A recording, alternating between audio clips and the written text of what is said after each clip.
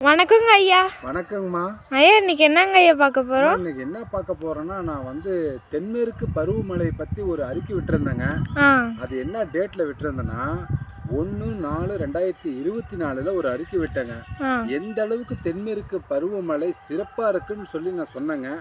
அதை நீங்களே தெரிஞ்சுக்கோங்க இப்ப. ஏன்னா நான் அப்போ வந்து ஒரு அறிக்கை விட்டேங்க. நேத்திக்கு வந்துங்க இந்த பறவை ஏவல் வரன்னு சொல்லி எங்களுக்கு இருக்குங்க. 2/8/2024ங்க நேற்று டேட்டு.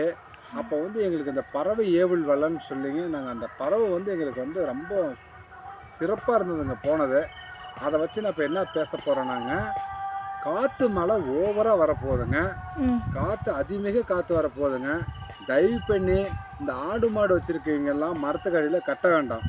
அது வந்து தவிர்க்க வேண்டுங்க.